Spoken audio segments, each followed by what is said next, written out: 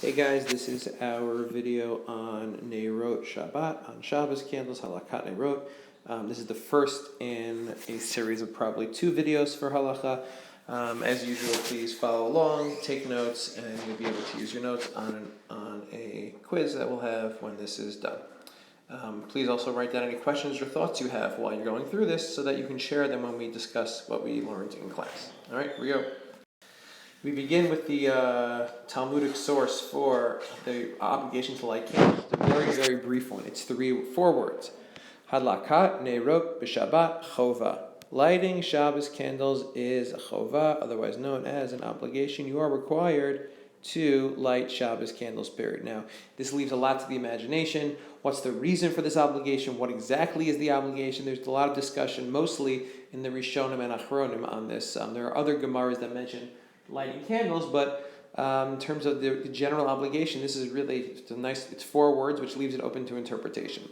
So what we're going to look at now is 3 different approaches as to why is Hadlakat Neirot a chova, what is the obligation. We're going to look at 3 possibilities, okay? All 3 possibilities are mentioned either by Tanaim or in Rishonim. Okay, so let's take a look. We have 2 midrashim and 1 gemara here, actually. So we're not even going to get to Rishonim. They're all mentioned either in the by Tanaim or Amoraim.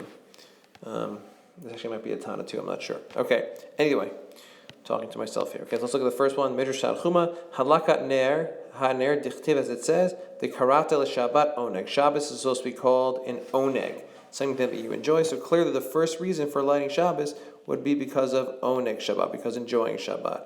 It has to do with enjoying the meal, right? If you have light, then everything that you do, especially when you eat, is more enjoyable if you can see the food.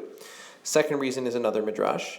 And you guys remember, midrashim here are not like the stories that you're used to in Tanakh, but it's taking the psukim in the Torah and trying to learn things from it. This is the Yalkut Shimoni, another midrash. It says, "V'kavod haShabbat neiroteha hein kvodeha." Okay, it is honor for Shabbat. Okay, it's kavod for Shabbat to light candles. So we have a second possibility. That's kavod Shabbat. And finally, we have the Gemara in Masechet Shabbat discusses it. My batiznach b'shalom nafshi. So Rayavo zu hadlakat ner Shabbat. Okay, so shalom nafshi, my personal, my peace of my soul, my personal peace and shalom is ner Shabbat is called that. So we have a third possibility here. That's called shalom, peace. Okay, why would lighting candles be peaceful? So oneg, we understand that you enjoy your meal better. Kavod, it's honorable to have light candles. Candles are a sign very often of dignity. What about shalom, peace? Well, you need light. If you don't have light, people are bumping into each other, and you're not at peace. We take it for granted that we have electricity, but this is written back when they were, obviously there was no electricity. These takanot were made, and it was important to have light in the house so that people weren't bumping into each other, and people just had normal life on Shabbos.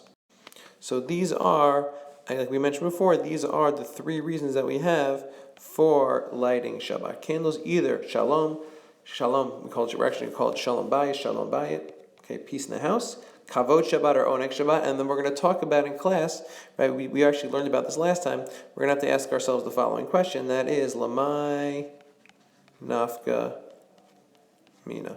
What's the difference?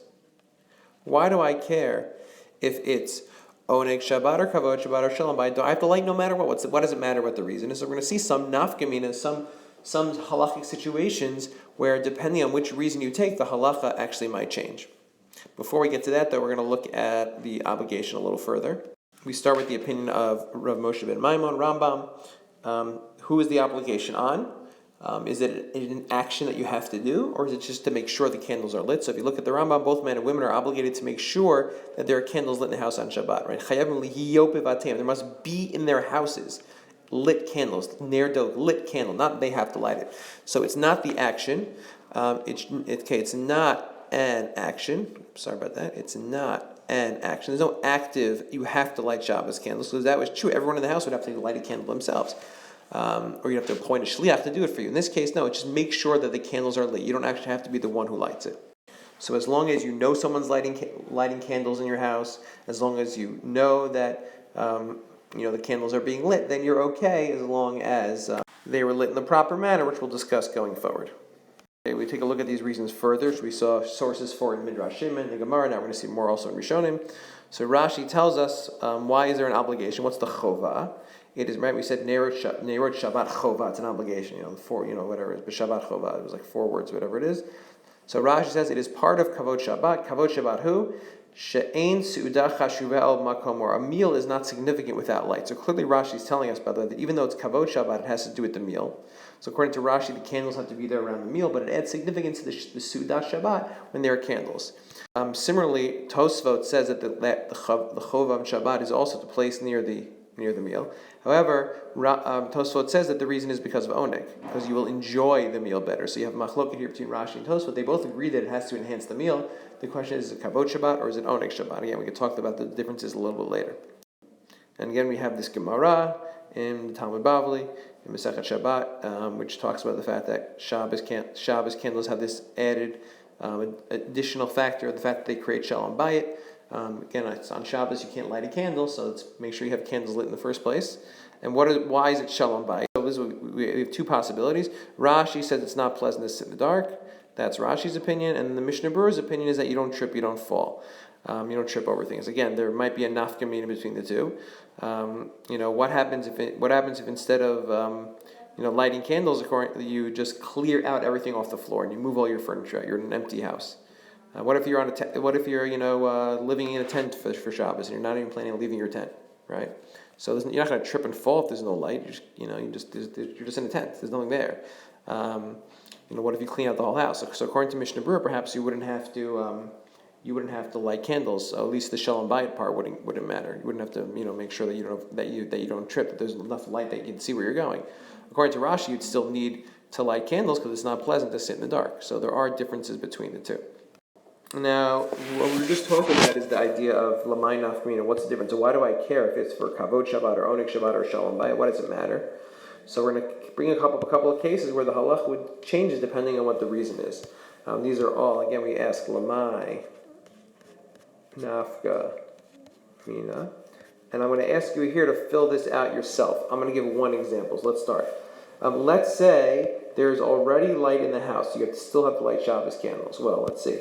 As far as oneg Shabbat, no, you would not have to light Shabbos candles again, because either way you'll enjoy your meal better as long as there's light. For shalom bayit, of course not. As long as there's light, there's light. Why should it matter whether the lights were on beforehand, whether I lit them specifically for Shabbos? Right? I'll still have shalom bayit either way. But for kavod Shabbat, you still would have to light. Yes, you would still have to light Shabbos candles. Why?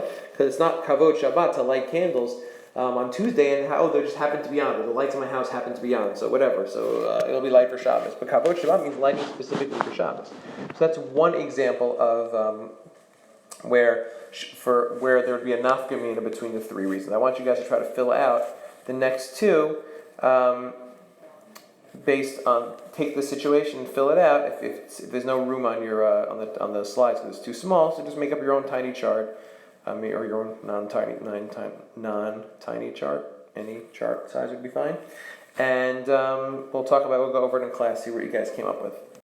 But what's interesting, the truth is, according to the Rambam, you'll notice that the Rambam actually mentions all 3 reasons. I'm not going to read through each source in the Rambam. These are all from the Rambam, all in Mishnah Torah.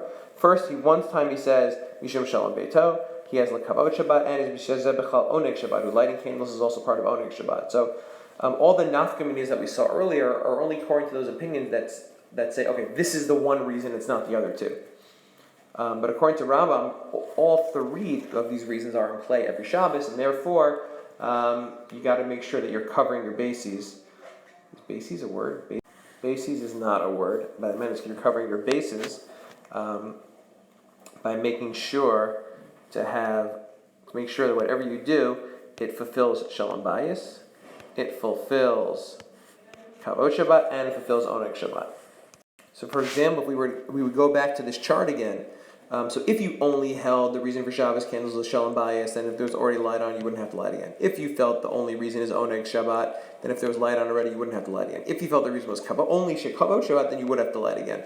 According to Rambam, though, he ascribes to all 3. So, therefore, according to Rambam, in a situation where there's already light on the house, you still would have to light Shabbos candles.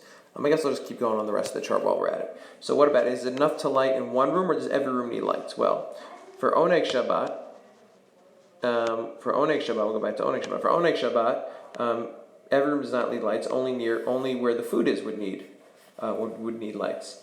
According to Kavod Shabbat, I would probably say not either. Right, as long as you light candles in the house, you're doing something honorable for Shabbat. But as far as Shalom Bayit is concerned, of course, there has to be light everywhere you're going to go. And then finally, is there a preference to the candles in the room where one would eat the meal? The answer is, well, it depends. For Kavod Shabbat, well, Rashi said yes, but we'll leave that as question. We'll want to leave that as no for now, just to make a point. For Oneg Shabbat, of course, it's got to be wherever the meal is. For Kavod Shabbat, you can easily say it's honorable wherever the candles are, as long as they're somewhere in a main room. And as far as Shalom Bayit is concerned, the answer is no. There's got to be candles everywhere, not just where one eats the meal. So what you'll notice here is that we have one nafkamina where would only apply to Kavod Shabbat. Right, that would be if the lights are on already, only according to the reason of Kavod Shabbat would you have to light again. Do you need light in every room? Only according to Shalom Bayit you have to light in every room. And according to the opinion that it's Oneg Shabbat, only according to that opinion does it have to be near the meal, but not really according to the other two. But since according to Rambam, all three are factors, so you have to A, light candles even though there's light in the house already, B, light in every room that people are going to go, and C, make sure you light where the meal is taking place. Then we'll just do a couple of more halachot. How many candles should you light? So Shulchan Aruch mentioned that you should light a bright candle, and to make sure that you should have two wicks. The reason it's 2 wicks is because they were talking about oil candles, so each wick is a separate candle.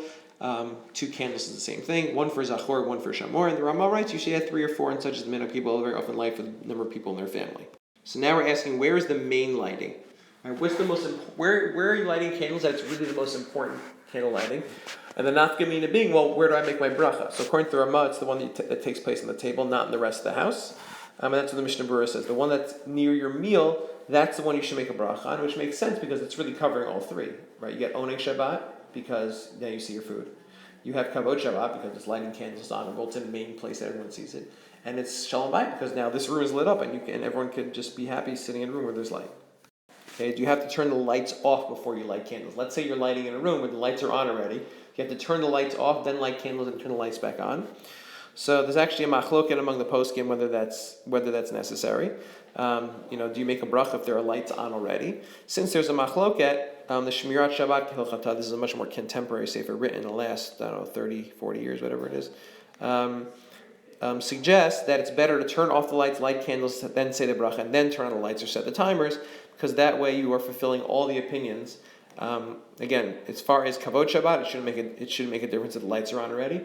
According to Oneg Shabbat, it should not make a difference. But let me take that back. According to Oneg Shabbat, it should not make a difference. According to Shalom Bayit, it should not make a difference because all you need is light, like we saw before. But as far as Kavod Shabbat, it would make a difference. So if you hold the opinion as Kavod Shabbat, you'd make a bracha. For the other two, you wouldn't make a bracha. So since we're not sure if you should make a bracha or not, so therefore turn off the lights and then light candles and turn the lights on again, so we're all clear on what to do.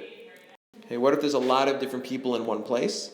Can you all light candles? Let's say you're at Shabbaton or a Pesach program or a Bar Mitzvah, right? Do you have to light candles? Shulchan Aruch says, he quotes both opinions. Some say yes, some say no, and therefore you should not make a bracha. Ramah says this is not our custom. Our custom is even if there are multiple people, everyone lights and everyone makes their own bracha. Mishnah Berurah adds because any additional light still adds extra shalom bayit, extra enjoyment, extra oneg. Everything is better if there's more light. So you can still make a bracha even though there are multiple people lighting. That is the opinion of the Ramah, which is what we usually do. If you're on a Shabbaton or a Pesach program, whatever it is, you have a lot of people usually lighting in one place, and everyone makes their own bracha. Finally, what if you're going out for dinner Friday night? And we said before, the most important lighting that you make a bracha on is where you are eating. So what if you're going out to dinner Friday night and you won't have the opportunity to light where you are eating? Maybe you're waiting for shul to be over, then you're going to come home, you're going to get ready, then you're going to go. So you're not going to wait till you get there to light candles. Some people will go over before Shabbos and then light candles where they're going to eat, even though it's at someone else's house. But what are you supposed to do? So when the Mishnah Berurah says, if there is no room at the table for everyone to light, that's going back to our previous discussion, then you could light at home. Why? As long as the light helps you with some use, you could say a bracha. Because again, even if you're not eating by these candles, because by the time you get home, they're going to be out. But as long as you use the candles for some use, then that is enough to make a bracha on. So most people on Friday night, they'll either go before Shabbat to where they're eating and they'll light candles there, so it's by the meal. And if they're not going to do that, they'll light candles, and then they'll read by the candles, or they'll just sit by the candles and enjoy the light of the candles. So that way you'll say, okay, I'm really using the light of the candles. Usually reading is probably the best thing to do. You're actually using it. They'll use the candles. Therefore you'll say, okay, now there's a reason for me to make a bracha because I'm actually lighting this candles for some purpose. But you should not light candles, not use them at all, and just leave the house, and then by the time you get back there, they go out. So you made a bracha on candles that you never would have used, and that's really not the ideal way to do it. Okay, we'll move on to other specific halachot in the next video, and we'll discuss in class before that.